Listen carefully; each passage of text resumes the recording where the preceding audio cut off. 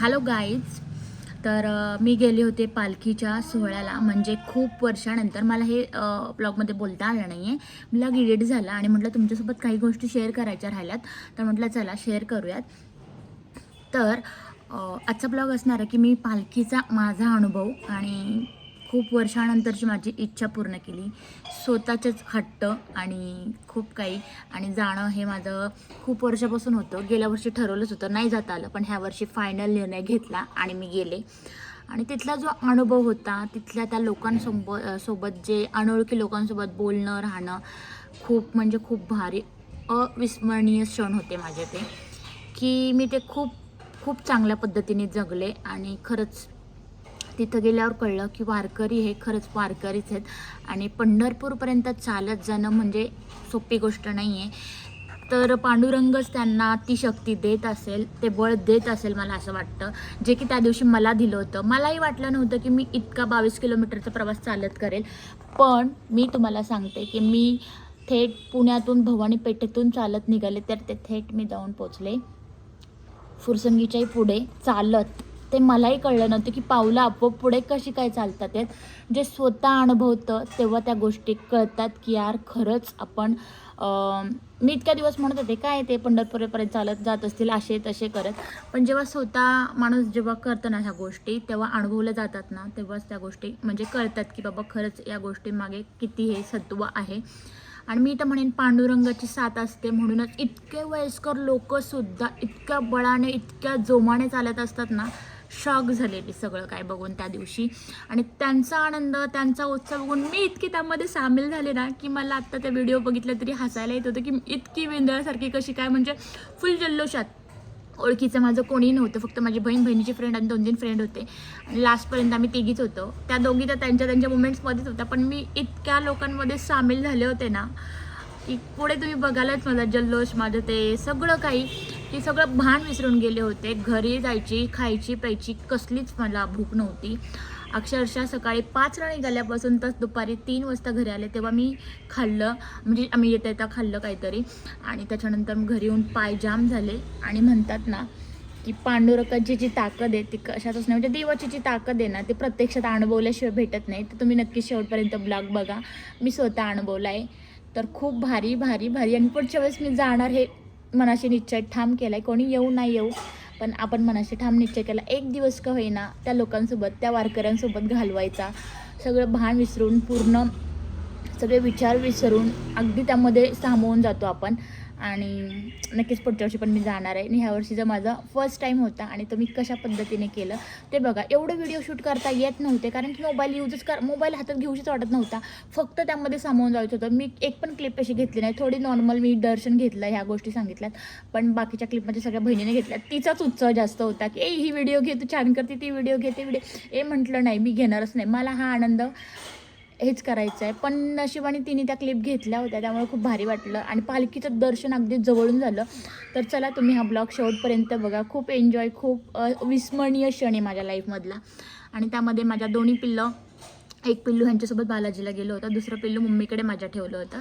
त्यामुळं मला हा क्षण खरं तर जगता आला. आणि खरंच वारकऱ्यांसोबतचा हा क्षण तुम्ही शेवटपर्यंत माझा ब्लॉग बघा, तुम्हालाही वाटेल की खरंच वारीमध्ये गेलं पाहिजे. तरी मी खूप मिस केलं. मला सासवडच्या घाटापर्यंत जायचं होतं, पण तिथून यायला परत रिटर्नला गाड्या नव्हत्या. आणि छोटं पिल्लू घरी ठेवून गेल्यामुळं म्हटलं की नको. आणि सासवडच्या घाटात जायला आम्हाला अगदी 15 मिनटाचा रोड राहिला होता. पण त्या सासवडच्या घाटात खरी मज्जा येते. नेक्स्ट इयर मी तिथे जाणार आहे. आणि कोणी येणार असेल तर नक्कीच मला कमेंट करून सांगा मी कसा एन्जॉय केला. मी आता तुम्हाला सांगते का आणि हसते आहे का, तर मला ते व्हिडिओ आठवतात की इतकी कशी काय मग्न, इतकी कशी काय रोळले होते की मला सुचत नव्हतं मी काय करते, इतकं त्यामध्ये मी सामावून गेले होते. चला ब्लॉग कंटिन्यू करा, शेवटपर्यंत बघा. Good morning guys. तर आता वाजल्या जवळजवळ 5. मी चालली आहे पालखीच्या दर्शनाला. आणि पालखीच्या दर्शनाला चाललो आहे आम्ही. आता दिसते की मी दिसते. आणि आता वाजल्यात 5. मॅडम मला घ्यायला आलेल्या आहेत हेल्मेट घालून. आता आम्ही बघू कुठपर्यंत चालता येतं आहे, काय होतं आहे ते सगळ्या सांगतो. Good morning to all. आणि आता बघू, आता मी चालले पालखीला. आता 5 वाजलेत. आता बोलायचंच ब्लॉग करणार आहे. आता आम्ही निघालो जस्ट, मॅडम घ्यायला आलेल्या आहेत. आता आम्ही निघाले भवानी पेठमध्ये. पालखी आहे तिथे 5 वाजता निघते. आता पालखी निघायपर्यंत आम्ही पोचलो तर ठीक, पण मला नाही वाटत आम्ही पोचू, कारण 5 वाजता आम्ही घरात निघालो आहे. तर तिचं किती वेळात पोचतं आहे ते बघू.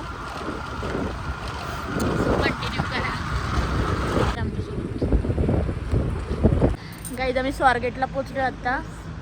कुठला आहे गाईज? आम्ही स्वारगेटला पोचलो आता आम्ही चालत भवानी पेठेमध्ये जाणार आहे. सो बाकीचे येतात आम्ही आता सध्या तिघीच आहोत. हे रामकृष्ण हरी बोला.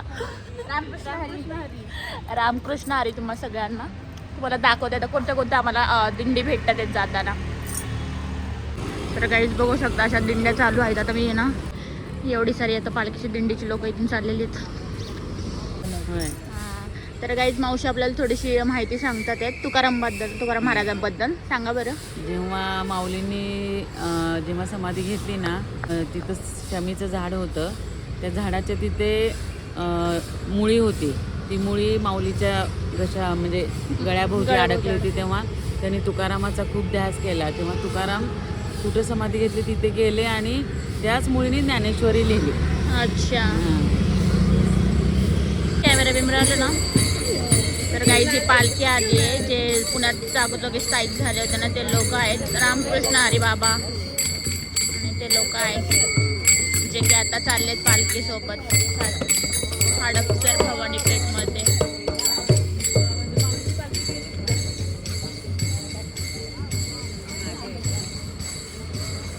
चला येतोय आम्ही पण.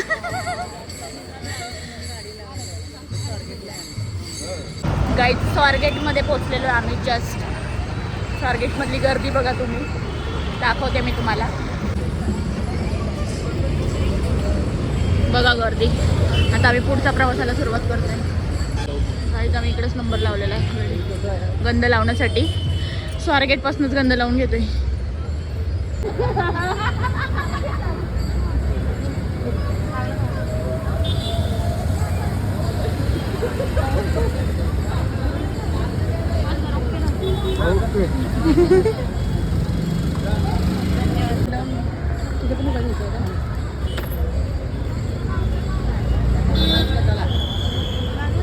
थांबकी लाव की अजून काय तू हल्ली.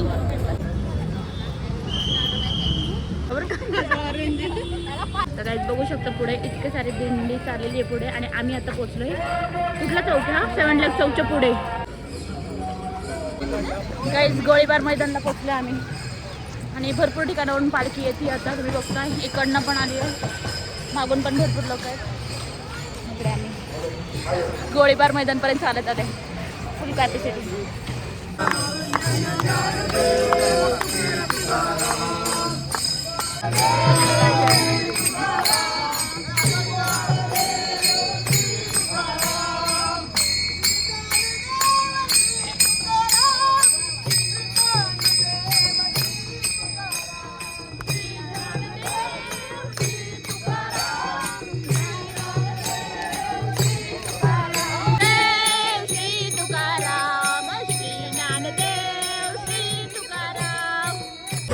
सुंदर आकाश बघ ना किती भारी वाटते.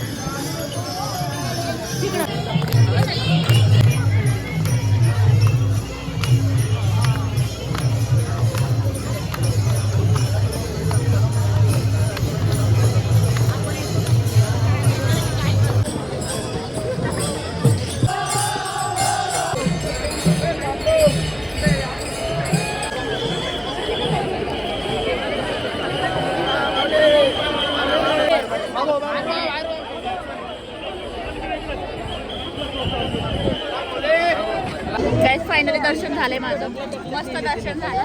ते सगळे घाबरले पुढे, पण आम्ही दर्शन केलं मस्त. प्रचंड गर्दी आहे गाईस, प्रचंड गर्दी आहे. या गर्दीमध्ये मी दर्शन घेतलं.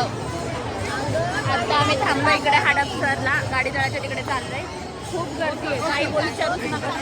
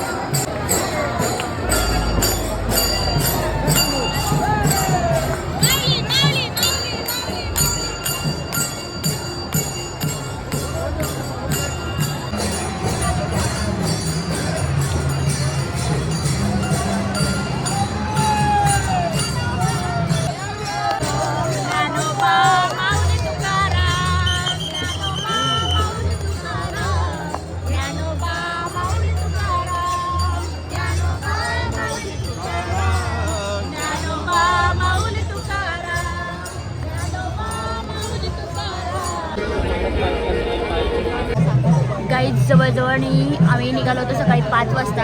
11:30 झाले असतील ना.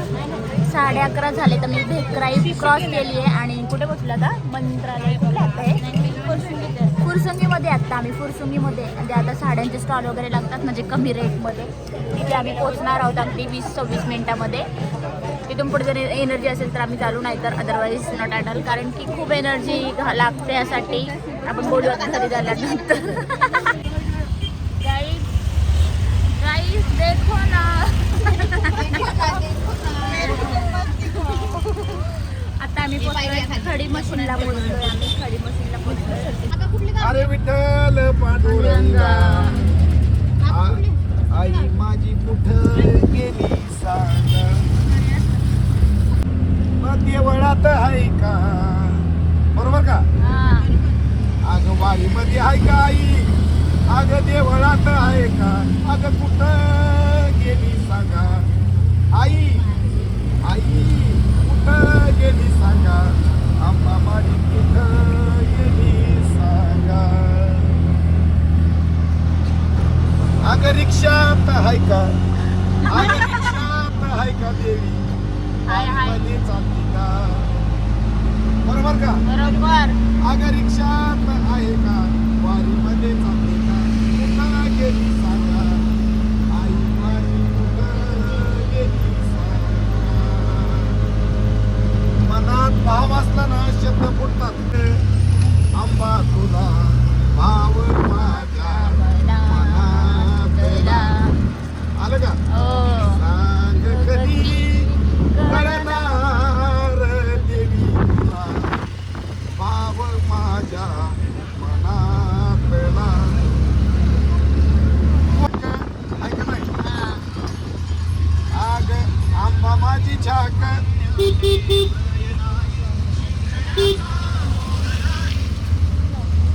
बोला भक्ती करा देवाला काही मागू नका देवाला माणसं मागणारे मी तुम्हाला काय बोलतोय तसं नसतं तसं नसतं. तर गाईज आम्ही आत्ता आलो आहोत इकडनं हे आपण कुठं केलं एंड ग तर काय आहे ते साड्यांच्या दुकानांची नावं होती ते मंतरवाडी चौकपर्यंत फुरसुंगीच्या पुढे जिथे आपले साड्या भेटतात ना होलसेलमध्ये सगळे शॉप असतात. ते शॉपचे नाव काय ग मुलचंद मिल खूप पुढे फुरसुंगीच्या जिथे होलसेलमध्ये साड्या भेटतात तिथपर्यंत पालखीला पोचवलं. पाय एकदम जाम झालेत. आता स्वारगेटला पोचलो 3 रिक्षा बदलून आलोय त्या पण रिक्वेस्ट करून पाय उचलत नाहीयेत. आता गाड्या काढल्यात आधी आणि आता चाललोय घरी. श्वेता उचलतोय ना पाय उचलत मॅडम उचलत आता मी बसते गाडीवर. तर काहीच तुम्ही ब्लॉग बघितला कसं वाटला नक्की कमेंट करा. मला तर अक्षरशः माझ्या व्हिडिओ बघूनच हसायला येतं आहे आणि अगदीच त्यात सामावून गेल्यासारखी होती. तर कसे वाटला ब्लॉग नक्कीच बघितला असेल तुम्ही. आणि हा ब्लॉग मी स्वतः पण 2दा बघितला. खरंच खूप छान झाला आहे की ज्या नकळत गोष्टी असतात आणि वारकऱ्यांमध्ये आपण कशा पद्धतीने सामावून जातो आणि इतके वयस्कर लोकंसुद्धा कशा पद्धतीने एकदम उत्साही असतात ते मी स्वतः अनुभवलं.